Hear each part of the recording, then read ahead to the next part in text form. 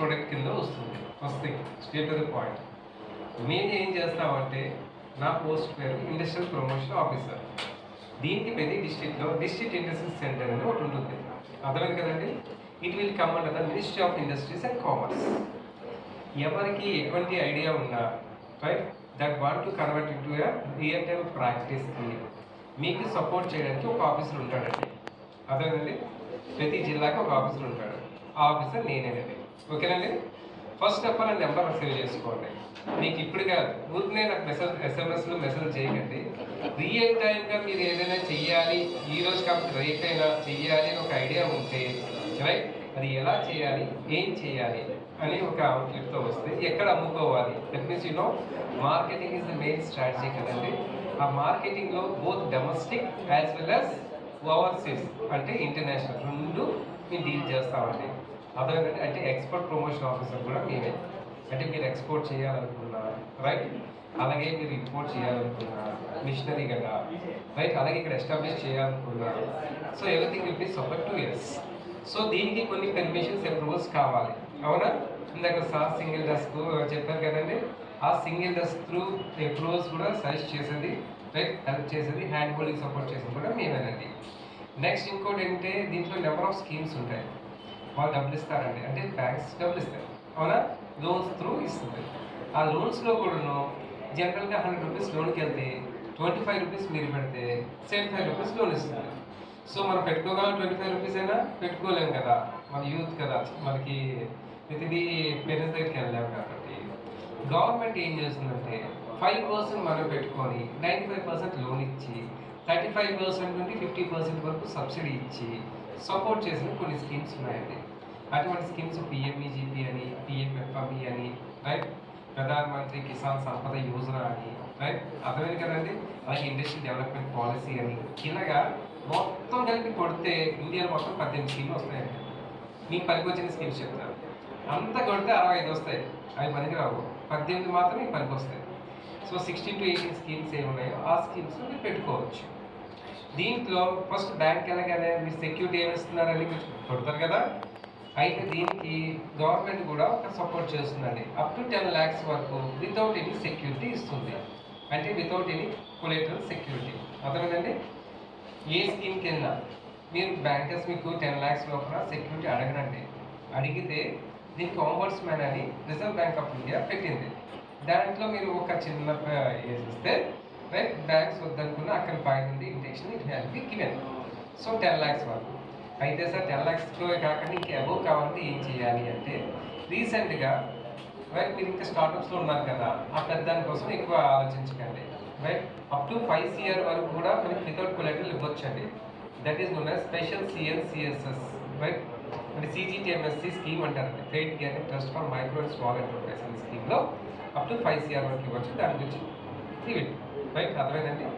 అలాగే మీరు కొత్త ఇన్నోవేటివ్ ప్రాజెక్ట్ ఏమైనా డెవలప్ చేశారనుకున్నాం అంటే మీరు కూర్చొని ఒక ఇన్నోవేటివ్గా పేటెంట్కి వెళ్ళొచ్చు, చెయ్యొచ్చు, నేనే చేశాను అని కొంచెం ఒక మైండ్లో ఒక ఇది ఉంటుంది కదా, అర్థమైంది కదండి. అటువంటిది ఏం చేయాలని చాలామందికి తెలియదు. దీన్ని యాక్చువల్గా వెంచర్ క్యాపిటల్ ఫండ్ అని గవర్నమెంట్ ఆల్రెడీ ఇంట్రడ్యూస్ చేసిందండి. వెంచర్ క్యాపిటల్ ఫండ్ మీరు ఆన్లైన్ అందరికీ ఆల్రెడీ బిజినెసే కాబట్టి యూ కెన్ మేక్ ఇట్. ఆ వెంచర్ క్యాపిటల్ ఫండ్ నుండి ఫండ్ కూడా అంటే వేరే వాడు ఇన్వెస్ట్ చేస్తాడు, మనకి షేర్ ఇస్తాడు, మనం దాని త్రూ మనం ఇన్వెస్ట్ చేసుకోవచ్చు. అంటే మన idea will become a capital. అర్థమైందండి, అంటే టర్న్ ఓవర్ చేసుకోవచ్చు. అటువంటి వాటికి మీకు ఏదైనా సపోర్ట్ కావాలంటే we can make it, no issues. అర్థమైంది కదండి.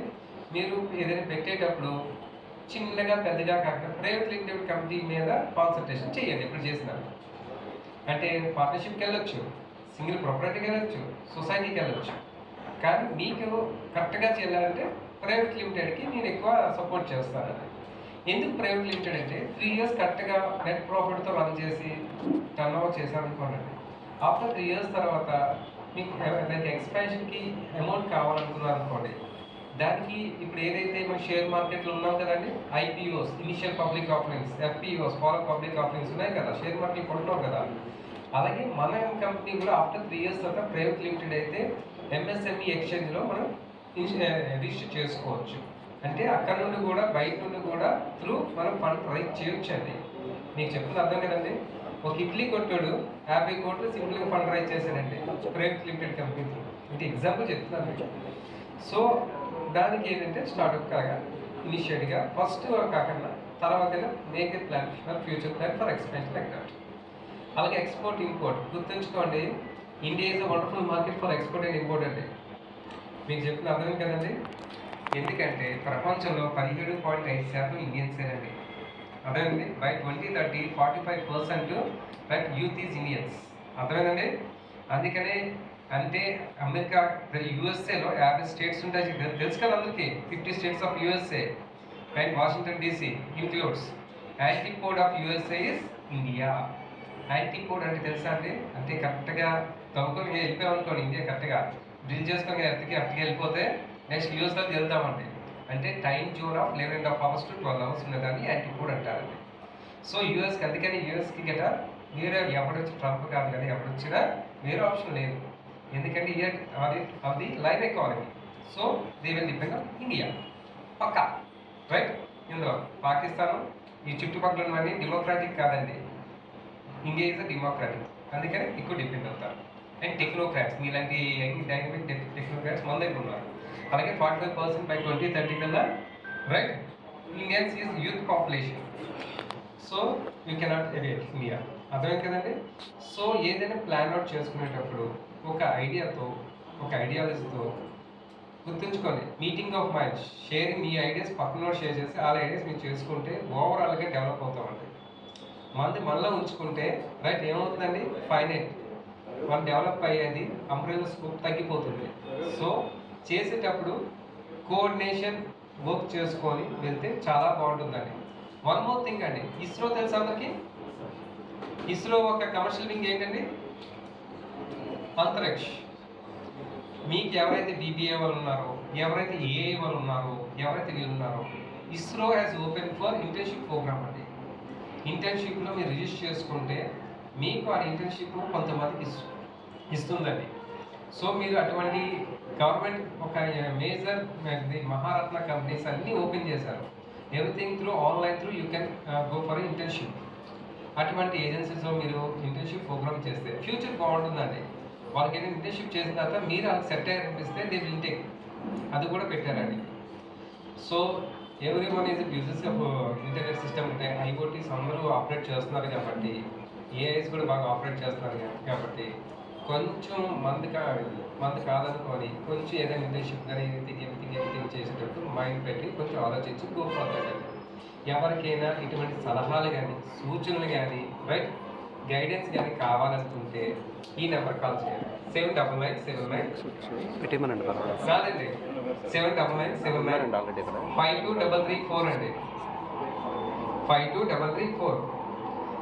వన్ థింగ్ అండి, మ్యాక్సిమం ఫోన్ లిఫ్ట్ చేయను ఒకటి, కానీ వాట్సాప్లో మటుగా మీకు కంపల్సరీగా రిప్లై ఇస్తానండి పక్క 200%. అర్థమైందండి. సో ఎవరికి ఏది ఉన్నా జస్ట్ పింగ్ మీ, అంటే పింక్ కాదండి వాట్సాప్ చేయండి. ఓకేనండి. Thank you. థ్యాంక్స్ ఎలా.